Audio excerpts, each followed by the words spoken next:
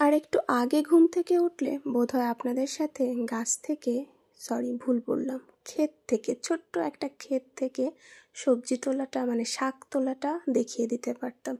ভুলভাল দিয়ে শুরু করলাম, কি করব, এভাবেই একটু কষ্ট করে দেখে নেবেন।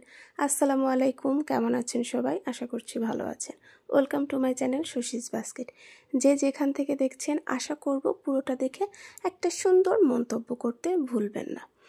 আজকে কিন্তু সেরকম কিছুই দেখাচ্ছি না, সেই একই কথা বারবার বলতে হয়, ভিডিও দিতে হয় আপনাদের মাঝে।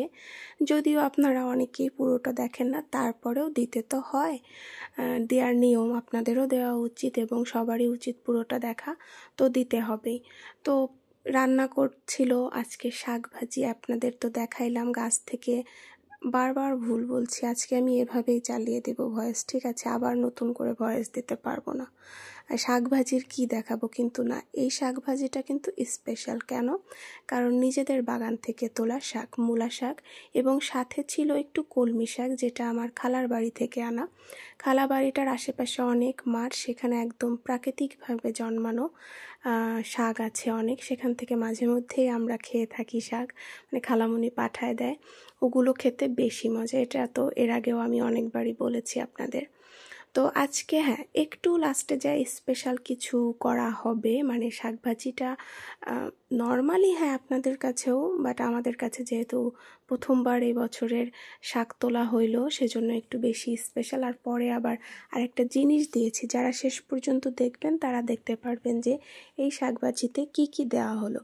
শাকভাজিতে নর্মাল যা দেয়া হয়, মরিচ, পেঁয়াজ, রসুন, শাক, লবণ, এই তো দেওয়া হয় না, আর তেল ছাড়া তো হবে না, এই তেলই দেয়া হলো। এভাবেই আমাদের সব শাক আসলে ভাজি করা হয়, আলাদা করে সেদ্ধ করেও নেওয়া হয় না, কিছুই না। প্রথমে পেঁয়াজ মরিচ হালকা করে একটু ভেজে তারপরে শাকটা দিয়ে দেওয়া হয়। এই যা, আসলে আমি ভেবেছিলাম একটা ব্লগ করব, কি কি রান্না ওভাবে আলাদা করে রেসিপি না দেখিয়ে, কারণ খেয়াল করছি ইদানিং আমি ওভাবে ব্লগ করছি, ওভাবে তো আর রেসিপি আমি কখনো দেই না, তারপরেও এইরকম রান্নার ভিডিও থেকে আপনারা এরকম আমি ব্লগ করলেই সেটা পছন্দ করেন, বাট কেন যেন করা হয়ে ওঠেনি।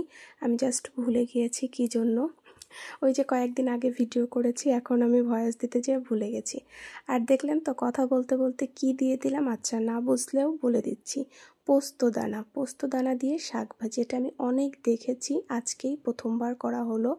তবে আমি বলবো আপনাদের যদি পোস্তদানাটা বেশি থাকে তাহলে একটু বেশি পরিমাণে দিবেন, টেস্টটা অনেক বেটার হবে। আমাদের অল্প ছিল, অল্পই প্রথমবার বিধায়ও একটু অল্প দিয়েছি, বাট আমার কাছে মনে হচ্ছে বেশি দিলে খুবই মজা হবে। আর এমনিতেও নিজেদের বাগানের সবজি অনেক মজা। কেমন লাগলো জানাবেন।